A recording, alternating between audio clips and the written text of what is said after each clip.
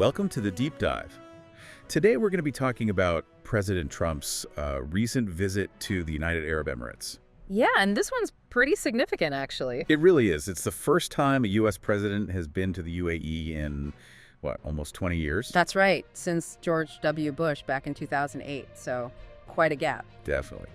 And, if you're interested in international relations or maybe global business, or even just how technology is changing things in the Middle East, then this should be right up your alley. We're drawing mainly from a Fox News piece to kind of unpack what was expected from this trip and, well, the bigger picture. Exactly, the geopolitical context.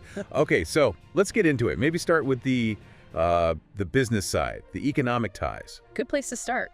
We saw Trump make deals in Saudi Arabia and Qatar earlier on this trip. Right, big ones. Big ones. So the expectation was naturally something similar might happen with the UAE. I mean, they've been a huge trading partner for the U.S. in that region for a long time. A chief trading partner, actually. Yeah.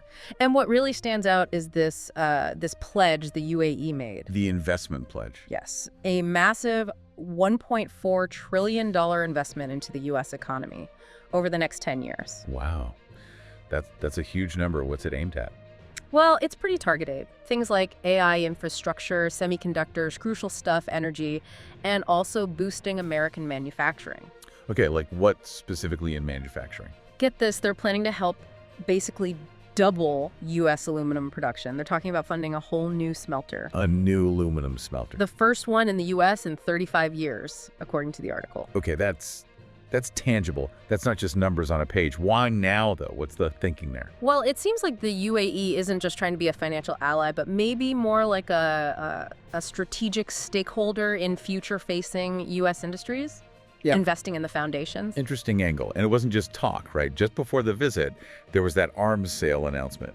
That's right, yeah. The State Department okayed I think it was a $1.4 billion sale, Chinook helicopters, some F-16 parts heading to Abu Dhabi.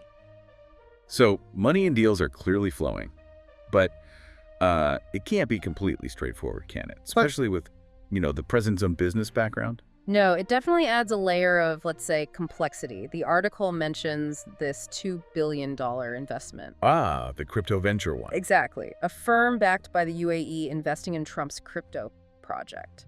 That kind of thing inevitably raises eyebrows, questions about, potential conflicts or perceptions. How do you separate the government deals from the personal business interests? It's tricky. And John Hanna, he was a national security advisor for Dick Cheney. He had an interesting take. He suggested the Emiratis might have deliberately held back some announcement. Held them back for the visit itself. Yeah, like waiting for Trump to actually be there, which sort of implies they see value in that personal connection, maybe leveraging the visit for maximum impact. Strategically timed. That makes sense. Hanna also pointed out the UAE's own big ambitions, right? In tech. Absolutely. They want to be leaders in the Middle East for 21st century tech, AI, chips, even space. Which naturally leads to wanting high-end. High-end weapon systems, yeah. It fits the pattern. And as you said, all this happens against the backdrop of the Trump organization's own interests, resorts, hotels, golf, real estate, that crypto thing. It all kind of swirls together. It definitely makes you think about how those different worlds might overlap or influence each other. For sure. But shifting gears a bit, the UAE's importance for Washington isn't just about dollars and cents, is it? No, not at all.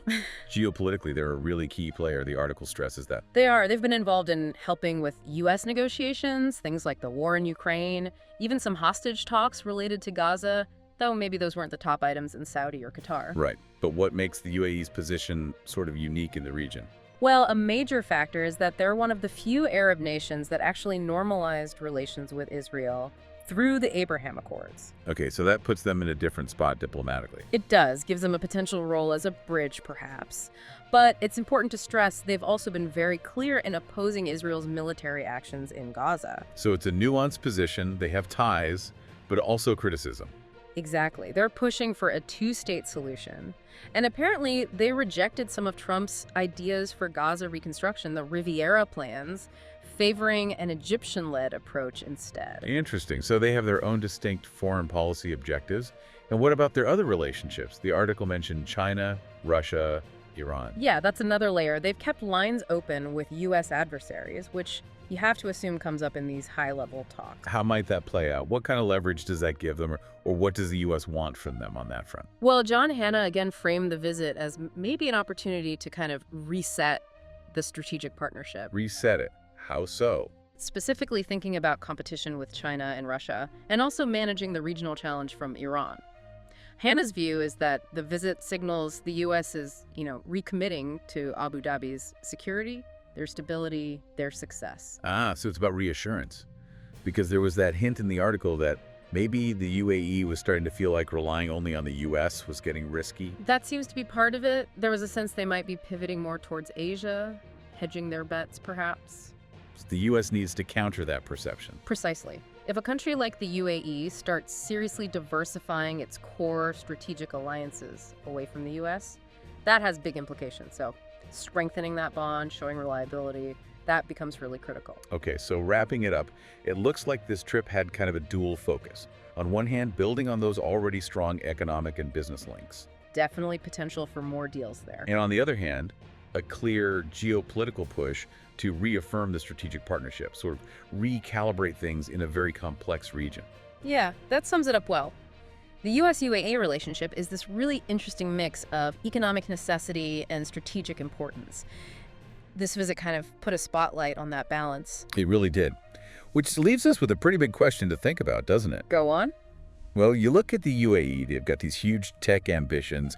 They're navigating these complex relationships with the US, with China, Russia, Iran, Israel. What happened during this visit, the deals made, the signals sent, actually end up shifting the power dynamics, not just in the Middle East, but maybe even more broadly? That's definitely something to keep an eye on, how this visit ripples outwards. Yeah, food for thought.